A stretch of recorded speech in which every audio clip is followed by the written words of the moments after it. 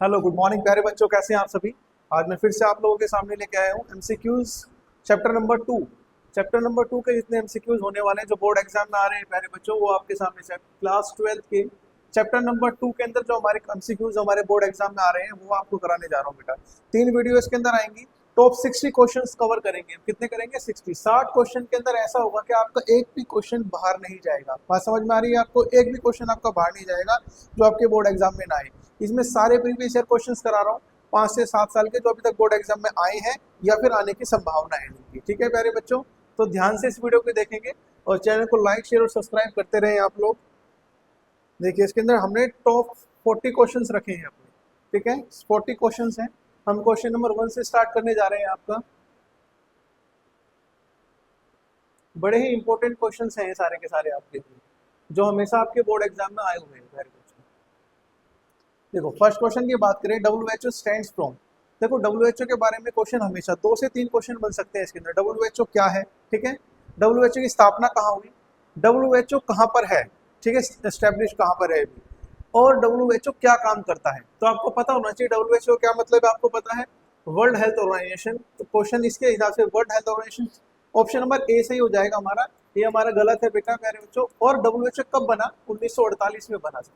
कब बना? क्वेश्चन ये भी पेपर में आ सकता है कि WHO कब बना, तो आप बता सकते हैं 1948 में WHO बना। वर्ल्ड हेल्थ ऑर्गेनाइजेशन क्या काम है? वर्ल्ड हेल्थ ऑर्गेनाइजेशन का काम क्या है? इसका कोई डिजीज वायरल हो गई है पूरे देश में विदेशों में चल रही है, तो उस डिजीज को कंट्रोल करने का काम है इसका। क्या काम है? डिजीज कंट्रोल करना, वैक्सीनेशन कराना।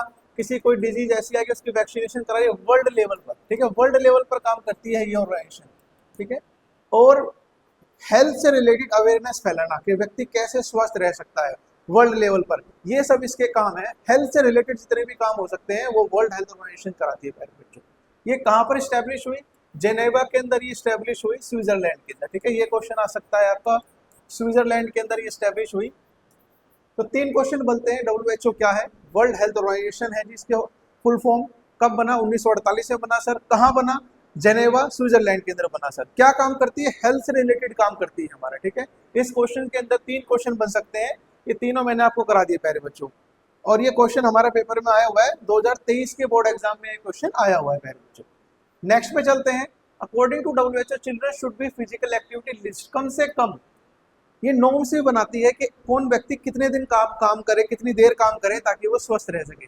तो बच्चों के लिए इन्होंने बोला कि 60 मिनट्स आप क्या करें डेली रूटीन के अंदर ऐसा एक्टिविटी करें, जैसे वॉक कर सकते हैं, चल सकते हैं, दौड़ सकते हैं, भाग सकते हैं। आपको कम से ऐसा ना हो कि बच्चा अपनी जगह पर ही बैठा रहे, मतलब लेस ऑफ एक्टिविटी ना करे। 60 मिनट का कम से कम इसने क्या कहा है, आप कुछ ना कुछ एक्टिविटी करते रहें, जब भी आपको एक हेल्दी जीवन मिल सकता है प्यारे बच्चों। बात समझ में आ रही है सबको? ये क्वेश्चन हमारा 2026 में एक्सपेक्टेड है कि क्वेश्चन आ सकता है बोर्ड एग्जाम के अंदर। ठीक है, क्वेश्चन नंबर 3 पे चलते हैं। Which age group comes under the adolescence. किशोर अवस्था के अंदर कौन सी एज आती है? ये आपको सारी अवस्थाएं याद करनी पड़ेगी। शोषावस्था क्या है, किशोर अवस्था क्या है, बाल्यावस्था क्या है, पूर्व बाल्यावस्था क्या है, या जैसे इंग्लिश में बात करें इन्फेंसी पीरियड क्या होता है, लेटर चाइल्डहुड क्या होता है। ठीक है, तो एडोलेंस पीरियड क्या होता है, ये सारे आपको याद होने चाहिए। क्या इसकी एज कैटेगरी है, आपको सारी पता होनी चाहिए प्यारे बच्चों। क्वेश्चन क्या है? Which age group under the adolescence, तो आपको पता होना चाहिए 11 से 19 साल के जो बच्चे होते हैं वो क्या होते हैं, एडोलेसेंस पीरियड के अंदर आता है प्यारे बच्चों।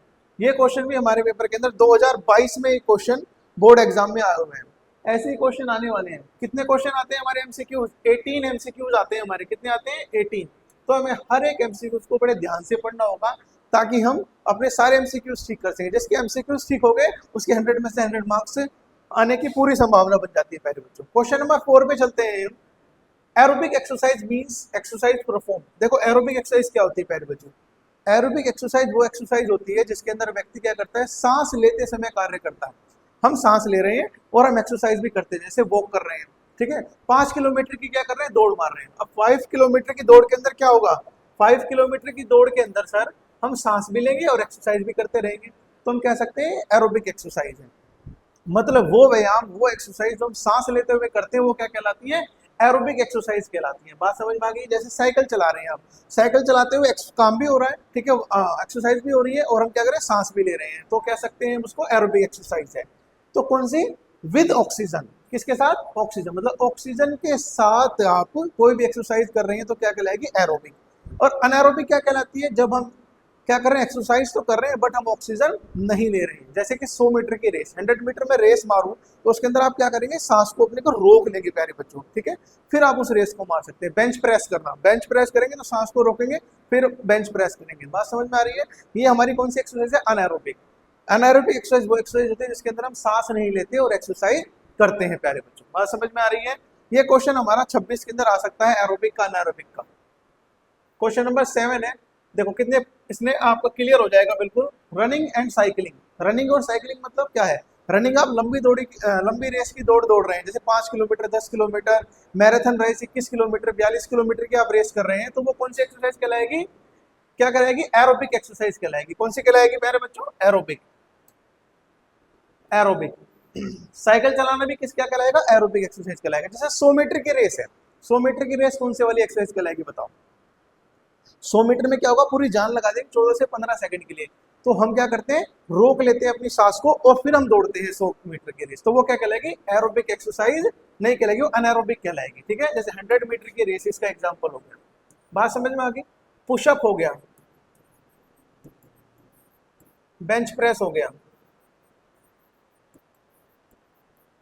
और इसके एग्जाम्पल कौन कौन से हो सकते हैं, जैसे बास्केटबॉल खेल रहे हैं आप, हॉकी खेल रहे हैं, खेलते समय और आप क्या कर रहे हैं, ऑक्सीजन ले रहे हैं, क्रिकेट खेल रहे हैं, ये सब क्या है, आप देखो क्रिकेट भी खेल रहे हैं, एक्सरसाइज भी हो रही है और आप सांस भी ले रहे हैं, तो वो एक्सरसाइज हो गई जो सांस लेते हुए करते हैं वो एरोबिक, और जो सांस लेते नहीं करते वो एनारोबिक कहलाती है। बात समझ में आ गई? क्वेश्चन नंबर 5 कंप्लीट हुआ। क्वेश्चन नंबर 6 यही कह रहा है एनारोबिक एक्सरसाइज क्या होती है। अब आपको पता लग गया, आप आंसर बता सकते हैं क्या हो सकती है anaerobic exercise, with sufficient oxygen या विदाउट सफिशिएंट ऑक्सीजन। हाँ बिल्कुल सही है, विदाउट सफिशिएंट ऑक्सीजन, मतलब जिसमें ऑक्सीजन की आवश्यकता नहीं होती है, तो क्या कहलाता है वो, विदाउट ऑक्सीजन कहलाएगा। ठीक है, क्वेश्चन नंबर 6 आपको समझ में आ गया मेरे बच्चों। अब चलते हैं क्वेश्चन नंबर 7 पे। एरोबिक समझ आ गया, अनारोबिक समझ आ गया, WHO आपको समझ आ गया। अब आते हैं weight lifting is example of. देखो इसी से 4-5 क्वेश्चन बन सकते हैं, तो सारे मैंने इसके अंदर डाले हैं और ये क्वेश्चन पेपर में आ सकते हैं। और वेट लिफ्टिंग का मतलब हो गया एकदम से पुश करना है आपने, तो आप सांस रोक लेंगे, तो कौन सी एक्सरसाइज कहलाएगी, वो अनारोबिक एक्सरसाइज कहलाएगी। कौन सी कहलाएगी, अनारोबिक एक्सरसाइज कहलाएगी। सर ऑप्शन नंबर बी बिल्कुल सही रहेगा। अब कर सकते हैं इस क्वेश्चन को। एरोबिक आपको क्लियर हो गया, अनारोबिक आपको बिल्कुल क्लियर हो गया। कैसा भी क्वेश्चन आए आपके नंबर पूरे मिल जाएंगे आपको। क्वेश्चन नंबर 8 पे चलते हैं प्यारे बच्चों। Which deformity is identified by the inward leading the knee. Inward का मतलब क्या होता है, इनवर्ड मत का होता है अंदर की तरफ, इनवर्ड। तो आपको बताया था मैंने वो क्या कहलाती है, इनवर्ड करने का मतलब हो गया नॉक नीज, और आउटवर्ड का मतलब क्या हो गया, बो लेग्स हो गई। बात समझ में आ गई? तो ऑप्शन आप क्या करेंगे, एलिमिनेशन मेथड का यूज करते हुए करें। बो लेग्स हो सकता है क्या, नहीं सर, बो मतलब हो जाएगा बाहर की तरफ, हम बात कर रहे हैं इनवर्ड की, तो ऑप्शन नंबर ए कट जाएगा। फ्लैट फुट हो सकता है क्या, नहीं सर। साइलॉक्सिस हो सकता है, ये रीढ़ की हड्डी से है, ये अगले क्वेश्चन है, तो आंसर ऑप्शन नंबर बी हो जाएगा, नॉक नीज हमारा बिल्कुल आंसर ठीक हो जाएगा प्यारे बच्चों। क्वेश्चन नंबर 9 पे चलते हैं। क्वेश्चन नंबर 9 क्या कहता है, flat foot can be corrected bye. Flat foot में ये सारे डिजीज मैंने आपको बताई है। अब आप चाह सकते हैं, आप बोलो तो मैं इनको चैप्टर नंबर 2.1, 2.2, 2.3, 2.4 और 2.5 को भी एक वीडियो लेके आऊं, ताकि हर एक को एक्सप्लेन कर दूं। अभी सिर्फ मैंने एमसीक्यूज के स्टार्ट करी है, ताकि जो इंपॉर्टेंट एमसीक्यूज क्वेश्चंस हैं, आप क्वेश्चन पूरा चैप्टर पढ़ें, पढ़ने के बाद एमसीक्यूज क्वेश्चंस लगा सकते हैं। आप चाहते हैं कि सारे चैप्टर करा दें सर, तो सारे चैप्टर आपके करा देंगे। चैप्टर नंबर 2 जैसे चल रहा है, तो चैप्टर नंबर 2 के अंदर 5 यूनिट्स हैं हमारी, 2.1, 2.2, 2.3, 2.4 और 2.5, ये पांचों यूनिट्स करा देंगे। आप नीचे कमेंट करें किसको बच्चे को आवश्यकता है, उसी के लिए कराएंगे बस।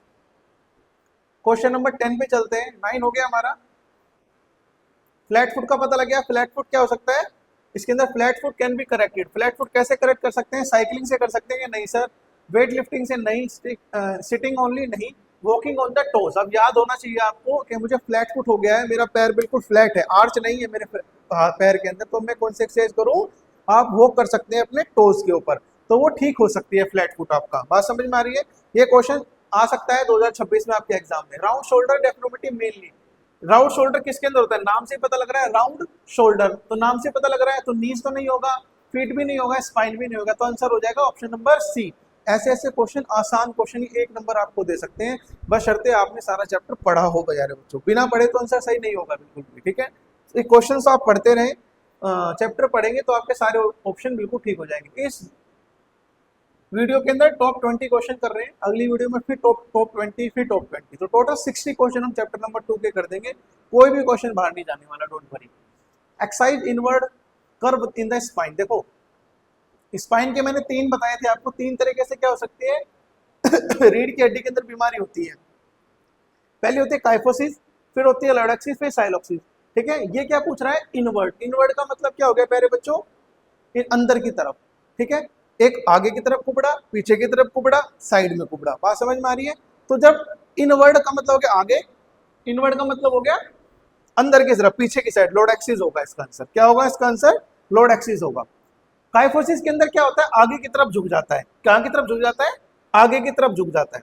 हमारी रीढ़ की हड्डी है, ये आगे से कुबड़ा हो जाएगा, ये कहलाएगा काइफोसिस। बीच में यहां से मिडल से होगा तो क्या कहलाएगा? Load axis. और साइलोक्सिस में क्या होगा, हमारी कर्व एस कर्व में बन जाएगी। रीढ़ की हड्डी है, रीढ़ की हड्डी ऐसे बनेगी, या तो एस कर्व में बन जाएगी या सी एस कर्व बनता है इसके अंदर। बेटा बात समझ में आ रही है? रीढ़ की हड्डी दाएं तरफ या बाएं तरफ झुक जाती है साइलोक्सिस में। क्वेश्चन हमारा क्या है, इनवर्ड मतलब अंदर की साइड। तो ऑप्शन नंबर क्या सही रहेगा हमारा? सी सही रहेगा। ऑप्शन नंबर सी बिल्कुल ठीक रहेगा हमारा। क्वेश्चन नंबर 12 पे चलते हैं। Excessive outward the curve of the upper spine. देखो अब आ गया, तीनों क्वेश्चन मैंने रख रखे हैं इसके अंदर, इनवर्ड, आउटवर्ड और साइडवर्ड। ठीक है, अब क्या आया? आउटवर्ड। आउटवर्ड का मतलब क्या है? बाहर की तरफ, आगे की तरफ झुकेगा। जब आगे की तरफ झुकेगा कौन सा कहलाएगा? काइफोसिस कहलाएगा। कौन सा कहलाएगा? ऑप्शन नंबर ए, आगे की तरफ कुबड़ा जिसे बोलते हैं। ऐसे रेट हमारा शरीर है, ये आगे की तरफ झुकी हुई रीढ़ की हड्डी, पहले ही ऊपर से आगे की तरफ झुकी। ठीक है, लोड एक्सिस में क्या होता है, बीच में से आगे की तरफ झुक जाते हैं, पीछे की तरफ ऐसे झुकता है आदमी। और साइलोक्सिस में एस कर्व या सी कर्व बनता है। बात समझ में आ गई? तो ऑप्शन नंबर हमारा क्या सही रहेगा? ए ऑप्शन नंबर बिल्कुल ठीक है इसके अंदर।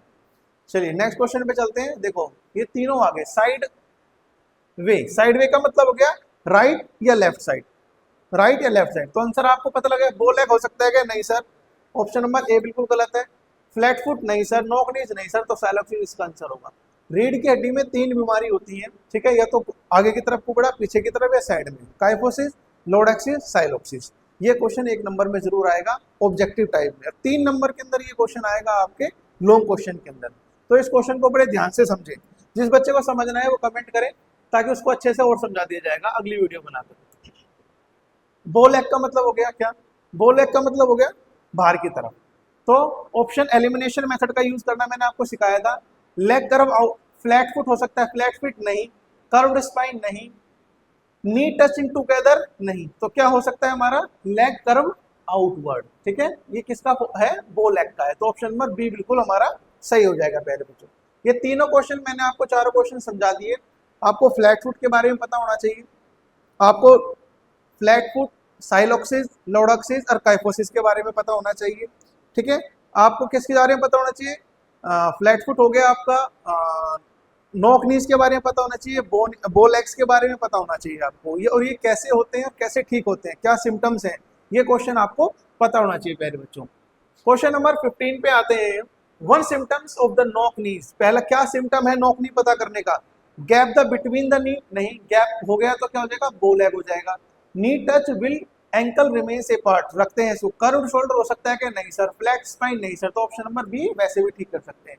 इसको एलिमिनेशन मेथड कहते हैं। ये वाला ऑप्शन नहीं होगा, ये भी नहीं होगा, ये भी नहीं होगा। क्या हो सकता है? ये होगा भाई इसका आंसर। आपको नहीं भी बताना आंसर, जब भी आप आंसर बिल्कुल सही लगा सकते हैं पहले बच्चों। तो एलिमिनेशन मेथड का प्रयोग करें इसके अंदर। क्वेश्चन नंबर 16 पे चलते हैं। Participation of women in the sports improve. क्या इंप्रूव करती है पार्टिसिपेशन ऑफ वुमेन? ठीक है, क्या इंप्रूव करती है प्यारे बच्चों, ये बताना है आपने। कॉन्फिडेंस बढ़ाएगी, हाँ सर कॉन्फिडेंस तो बढ़ाएगी बिल्कुल। तो कॉन्फिडेंस क्या करेगी? बढ़ा देगी।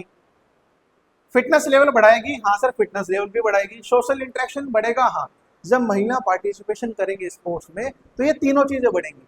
ठीक है, सबसे पहले कॉन्फिडेंस लेवल, जब बच्चा कोई भी गेम को बार बार खेलता है, करता है किसी भी काम को, तो उसका कॉन्फिडेंस लेवल क्या हो जाता है? बिल्ड हो जाता है प्यारे बच्चों। फिटनेस लेवल इंप्रूव होगी जब आप एक्सरसाइज करेंगे, कोई गेम खेलेंगे तो उसके अंदर क्या होगी? आपको एक्सरसाइज करेंगे तो आप फिटनेस लेवल बढ़ जाएगा। सोशल इंटरेक्शन का मतलब होता है जब व्यक्तियों से मिलेंगे, जब एक टीम के अंदर आप पार्टिसिपेशन है। फॉर एग्जाम्पल वॉलीबॉल के अंदर 12 खिलाड़ी आप जानते हैं, 12 खिलाड़ी होते हैं। 12 खिलाड़ी एक दूसरे को जानेंगे, फिर जिस टीम से हमारा मैच होगा वो 12 खिलाड़ी होंगे, वो भी एक दूसरे को जानेंगे। तो हमारा क्या होगा? सोशल दायरा बहुत ज्यादा बढ़ जाता है। तो फिजिकल एजुकेशन के बहुत सारे आपको बताया था एम्स है हमारे, क्या आदमी का? फिजिकली डेवलपमेंट होता है, मेंटली डेवलपमेंट, सोशली और इमोशनली डेवलपमेंट, ओवरऑल डेवलपमेंट कराता है फिजिकल एजुकेशन, इसलिए सबसे अच्छा माना जाता है इस सब्जेक्ट को मेरे नजरियों में। Which is the psychological benefits of the sports for women. Psychological benefit क्या हो सकता है ये पूछा है आपसे। अब देखो हम क्या करते हैं, एलिमिनेशन का मेथड का यूज करते हैं। वीकनेस कर सकता है क्या, नहीं सर। फटीक, नहीं सर। ओबेसिटी, नहीं सर। स्ट्रेस रिडक्शन, ऑप्शन आपके एलिमिनेशन के मेथड से भी आप यूज करके आंसर बिल्कुल सही मार सकते हैं। तो ऑप्शन नंबर ए, स्ट्रेस क्या करता है, रिडक्शन करता है, स्ट्रेस हमारी नहीं होने देगा, ताकि हम क्या करेंगे जब आप साइकोलॉजिकल बेनिफिट होगा वुमेन का स्पोर्ट्स खेलने का। 18 नंबर पे चलते हैं। Which is the social benefits of the sports participation. क्या सोशल बेनिफिट क्या होगा हमारा स्पोर्ट्स खेलने का। अब इसके अंदर क्या करेंगे हम, एलिमिनेशन मेथड का यूज करें, ठीक है। फियर, डर लगेगा क्या, नहीं सर। डिप्रेशन में जाएंगे, नहीं सर। आइसोलेशन करेंगे, नहीं सर। तो टीम स्पिरिट, टीम स्पिरिट का मतलब होता है व्यक्ति टीम के अंदर खेलने की भावना बने, स्पोर्ट्समैनशिप उसके अंदर बने, लोगों के हित के अंदर काम करे, अपनी टीम के लिए काम करे, तो वो टीम स्पोर्ट्समैनशिप कहलाती है प्यारे बच्चों, टीम स्पिरिट कहलाती है, टीम के साथ मिलकर काम करना। Which of the following can be increase the women participation in sports। कैसे वुमेन पार्टिसिपेशन हो सकता है इंक्रीज, ठीक है। इक्वल अपॉर्चुनिटी मिल रही है क्या, लैक ऑफ फैसिलिटीज। क्वेश्चन क्या है, which of the following can increase women participation in sports. Women participation किससे बढ़ सकता है, पुअर अवेयरनेस से, नहीं सर। डिस्क्रिमिनेशन से, नहीं सर, भेदभाव नहीं होना चाहिए। लैक ऑफ फैसिलिटीज से, नहीं सर। इक्वल अपॉर्चुनिटी जब हम देंगे तो वुमेन पार्टिसिपेशन क्या होगा, अपने आप ही बढ़ जाएगा। जब इस चैप्टर को आप पढ़ेंगे ना, समझेंगे, ये टॉपिक है हमारा 2.3 के अंदर है कि वुमेन पार्टिसिपेशन को कैसे इंप्रूव करें, पहले वुमेन की क्या दशा थी और अब क्या है, अंतर क्या है, कैसे इसको हम और बढ़ा सकते हैं, अपनी बहन माता बहनों को कैसे स्पोर्ट्स में ला सकते हैं ताकि उनको इक्वल अपॉर्चुनिटी मिले, ताकि वो भी खेल सके प्यारे बच्चों। तो ये चैप्टर बड़ा इंपॉर्टेंट है, आगे ये हमारा बढ़ा सकता है बहुत सारी चीज़ों को। Women participation in sports develop. Women participation से क्या डेवलप होगा प्यारे बच्चों, देखो वीकनेस होगी क्या, नहीं सर। वही वुमेन पार्टिसिपेशन स्पोर्ट्स का वीकनेस होगी, नहीं। लेजीनेस होगी, नहीं। फेयर होगा, नहीं। तो लीडरशिप क्वालिटी इंप्रूव होगी, यस। लीडरशिप क्वालिटी क्यों, मैंने बताया था स्पोर्ट्स के अंदर जितने भी व्यक्ति कैप्टन वाइस कैप्टन बनते हैं उनके अंदर लीडर की भावना बन जाती है, क्योंकि लीडर वो बताता है कि आपने ये काम ऐसे करना है, ये काम ऐसे करना। तो लीडरशिप क्वालिटी इंप्रूव होती है स्पोर्ट्स के द्वारा प्यारे बच्चों। ये हमने टॉप 20 क्वेश्चन कर लिए हैं प्यारे बच्चों। कितने करें, टॉप 20 क्वेश्चन कर लिए हैं। इसके बाद सेकेंड वीडियो आएगी टॉप 20 की, ठीक है। फिर इसके बाद थर्ड वीडियो आएगी टॉप 20 क्वेश्चन की। बात समझ में आ रही है। 3 वीडियो आएंगी इसकी। चैप्टर नंबर 1 के हमने 60 क्वेश्चन कराए हैं, चैप्टर नंबर 1 के 60, वो आप देख सकते हैं। और इसको एक कॉपी के अंदर नोट्स बना लें, जब आपका एग्जाम होगा तो आप उनको पढ़ते जाएंगे तो आपका एक भी क्वेश्चन बिल्कुल बाहर नहीं जाएगा, ये बिल्कुल डैम श्योर गारंटी है। इसके बाद हम 2 वीडियो के बाद चैप्टर नंबर 3 भी करेंगे प्यारे बच्चों, ठीक है। और ऐसे 4, 5, 6, 7, 8, 9, 10 सारे चैप्टर के MCQs हम कर लेंगे इसके हम अपनी सीरीज के अंदर। तो लाइक शेयर और सब्सक्राइब इस चैनल को करते रहें आप लोग। बहुत बहुत धन्यवाद। Thank you everyone.